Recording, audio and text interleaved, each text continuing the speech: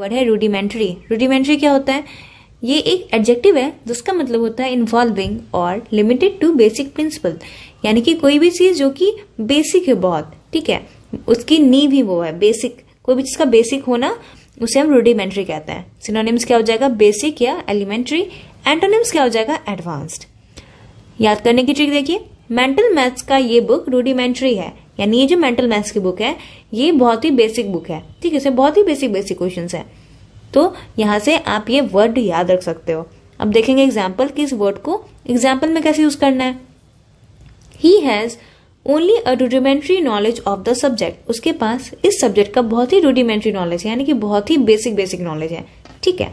Move करते हैं next word पे। नेक्स्ट वर्ड है हमारा डेट्रीमेंटल। डेट्रीमेंटल क्या है? ये भी एक एडजेक्टिव है जिसका मतलब होता है टेंडिंग टू काउज हार्म, यानी कोई भी ऐसी चीज जो कि नुकसानदेह है, यानी उससे नुकसान पहुंच सकती है, वैसी चीजों को क्या कहते हैं? डेट्रीमेंटल कहते हैं। सिनोनिम्स देखेंगे, इनिमिकल या र्यूनियस। एंटोनिम्स क्या हो जाएगा? बिनाइन या बेनिफिशियल। याद करने की ट्रिक देखिए, मेंटल लोग डेट्रीमेंटल हो जाते हैं, यानी मेंटल लोग जो मेंटली वीक हैं वो क्या होते हैं? डेट्रीमेंटल हो जाते हैं, यानी वो किसी को भी नुकसान पहुंचा सकते हैं। तो इस ट्रिक से आप ये वर्ड याद रख सकते हो कि मेंटल लोग डेट्रीमेंटल हो जाते हैं। एग्जाम्पल देखेंगे, smoking is known to be detrimental to people's health, यानी स्मोकिंग से क्या हो सकता है? पीपल के हेल्थ को नुकसान पहुंच सकती है, हार्म पहुंच सकता है, इसलिए स्मोकिंग क्या है? डेट्रीमेंटल है। मूव करेंगे नेक्स्ट वर्ड पे। नेक्स्ट वर्ड है डेसिलरेट।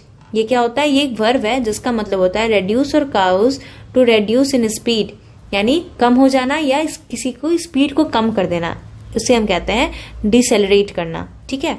सिनोनिम्स क्या हो जाएगा? स्लो डाउन या स्लो। एंटोनिम्स क्या हो जाएगा? एक्सेलरेट। याद करने की ट्रिक देखिए, कंपनी का ग्रोथ रेट डिसेलरेट हो रहा है, यानी कंपनी का जो ग्रोथ है वो कम हो रहा है, रेड्यूस हो रहा है।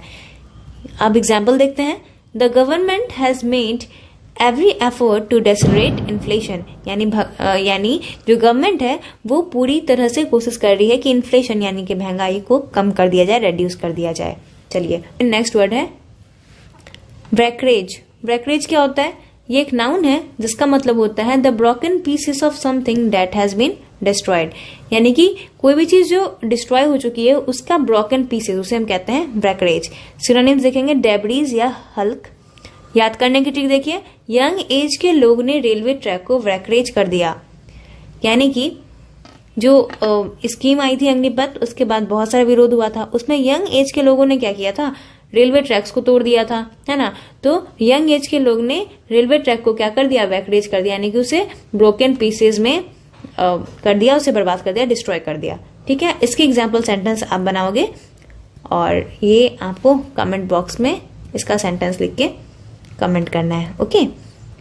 मूव करते हैं नेक्स्ट वर्ड पे। नेक्स्ट वर्ड है कॉग्निजेंट। कॉग्निजेंट क्या होता है? ये एक एडजेक्टिव है जिसका मतलब होता है हैविंग नॉलेज और अवेयरनेस, यानी किसी भी चीज के बारे में नॉलेज होना, अवेयरनेस होना, ठीक है, उसे हम कहते हैं कॉग्निजेंट होना।